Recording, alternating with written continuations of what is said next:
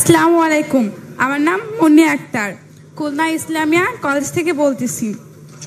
আমার একটা কোশ্চেন ছিল, সবার জন্য স্বাস্থ্য ও সর্বজনীন চিকিৎসা ব্যবস্থা কার্যকর, সবার জন্য স্বাস্থ্য এবং সর্বজনীন চিকিৎসা ব্যবস্থা কার্যকর করার জন্য আমরা রাজনৈতিকভাবে পদক্ষেপ কি পদক্ষেপ নিতে পারি?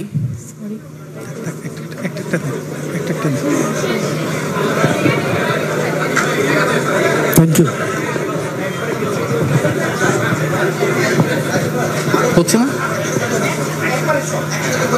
রাজীব ভাই, এখানে রাজীব ভাই একটা মাইক দেয়, এটা চার্জ চলে গেছে। প্রশ্ন। ধন্যবাদ।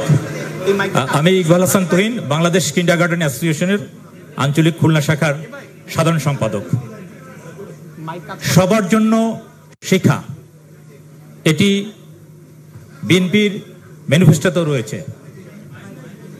বর্তমান ডিজি প্রাইমারি পঞ্চম শ্রেণীর বৃত্তি পরীক্ষায় কিন্ডারগার্টেন স্কুলের শিক্ষার্থীরা অংশগ্রহণ করতে পারবে না মর্মে একটি বক্তব্য দিয়েছেন। বিএনপি ক্ষমতায় আসলে বৈষম্যমূলক প্রাথমিক শিক্ষানীতি থাকবে কি থাকবে না, এটি একটি প্রশ্ন। প্রাথমিক শিক্ষায় বর্তমানে 11 রকমের স্কুল প্রতিষ্ঠিত বাংলাদেশে এবং 5 ধরনের কারিকুলাম প্রচলিত। বিএনপি আসলে প্রাথমিক শিক্ষার ক্ষেত্রে একমুখী শিক্ষানীতি প্রচলিত হবে কিনা এবং বাংলা মাধ্যমে, আমাদের আজকের প্রধান অতিথি বলেছেন যে বাংলা মাধ্যমে আমাদেরকে প্রাথমিকভাবে হতে হবে, সেই শিক্ষা ব্যবস্থা মাধ্যমিক স্তর থেকে প্রচলিত হবে কিনা। আরেকটি প্রশ্ন যেটি হচ্ছে, বাংলাদেশে জিডিপির তুলনায় এখন শিক্ষা ক্ষেত্রে 1.69%, কিন্তু ইউনেস্কোর ঘোষণা অনুযায়ী যেটি 6%, 6% হওয়ার কথা। বিএনপি আসলে এটি 6%-এ উন্নীত করবে কিনা? ধন্যবাদ।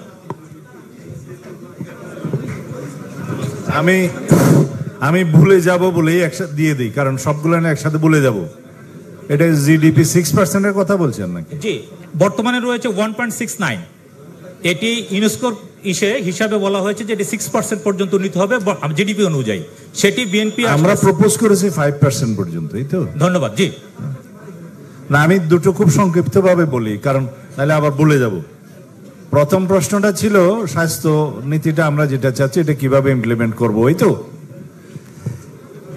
এটার অ্যান্সার হচ্ছে এটা একটা ইমপ্লিমেন্টেশনের জন্য প্রাথমিক প্রস্তাব। এবং আমি আগে একটা প্রশ্নের উত্তর দিতে যেয়ে বলেছি, শুধুমাত্র কনস্টিটিউশন রিফর্মস কমিশনের যে প্রস্তাব আমরা করেছি, ভাগ্যক্রমে এই সরকার যে রিফর্মস কমিশন করেছে তার মধ্যে 1 নম্বর কনস্টিটিউশন রিফর্মস কমিশন, তাদেরই রিপোর্টে 1000 পৃষ্ঠার রিপোর্ট আসতে হয়েছে। মূল ভলিউমে 100 কতটা পৃষ্ঠা আছে, বাকি 5টা ভলিউমে। এখন এগুলো হচ্ছে মূল প্রস্তাবনা। এই স্বাস্থ্য নীতির ক্ষেত্রে এটা হচ্ছে মূল প্রস্তাবনা। এইটা বাস্তবায়নের জন্য ইতিমধ্যে আমাদের টিম গঠন করা হয়েছে। আপনারা নিশ্চয়ই শুনে থাকবেন, আমাদের মাননীয় ভারপ্রাপ্ত চেয়ারম্যান বলেছে আমরা হেলথ কার্ড, স্বাস্থ্য কার্ড, হেলথ কার্ড প্রদানের ব্যবস্থা করব।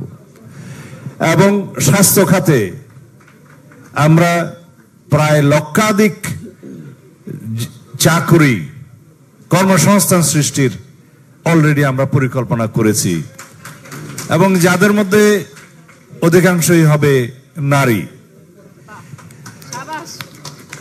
এর মাধ্যমে প্রাথমিক স্বাস্থ্যসেবা এবং জরুরি স্বাস্থ্যসেবাকে মানবাধিকারের চ্যাপ্টারে নিয়ে আসা যায় কিনা আমরা চিন্তা করছি। এবং এর মধ্য দিয়ে আমাদের যে সবার জন্য স্বাস্থ্য, এটার কার্যকর আমরা ব্যবস্থা নিতে পারবো এবং বাস্তবায়নের জন্য সেটা আমরা অলরেডি উদ্যোগ নিয়েছি। পরে রাষ্ট্র ক্ষমতায় যদি জনগণ বিএনপিকে ক্ষমতায়িত করে ম্যান্ডেট দেয়, তখন বাকিটা আমরা শুরু করবো ইনশাল্লাহ। শিক্ষা, যেটা বাজেট, আমরা এখানে 5% পর্যন্ত জিডিপির প্রস্তাব করেছি। কিছু বিষয় আছে যে রাষ্ট্রের অর্থনৈতিক সক্ষমতার উপর নির্ভর করে কথা বলতে হয়, অনেক কিছু সংবিধানে রাখা যায় না, সেজন্য আইন প্রণয়নের মাধ্যমে সেগুলো করতে হয়। আমরা এই শিক্ষা খাতের উন্নয়নের জন্য একমুখী শিক্ষা যেটা আপনি প্রস্তাবনা করেছেন, আই গট দি পয়েন্ট, সেটার জন্য একটা শিক্ষা কমিশন গঠন করা হবে, যেটা এখানে উল্লেখ করা নাই। শিক্ষা কমিশন গঠন করার মধ্য দিয়ে সারা দেশের বিভিন্ন স্তরের শ্রেণী পেশার মানুষ, স্টেক হোল্ডারদের সাথে কথা বলে একটা জাতীয় ঐক্যমত সৃষ্টি হলে সেই হিসাবে ব্যবস্থা নেওয়া যাবে। কারণ আমাদের যে বহু ধারার শিক্ষা ব্যবস্থা আছে সেটা আমরা সবাই জানি, এবং বহু মানসিকতার আমাদের প্রজন্ম সৃষ্টি হচ্ছে বহুধা বিভক্ত শিক্ষা ব্যবস্থার মাধ্যমে, সেটাও আমরা জানি। এটা কিভাবে কোঅর্ডিনেট করা যাবে এবং জাতীয় ভিত্তিতে যাতে একই মানসিকতা সম্পন্ন সিটিজেন সৃষ্টি হয়, সেটা কিভাবে করা যাবে সেটা কমিশনের মাধ্যমে আসলে ভালো হবে। এনিমোর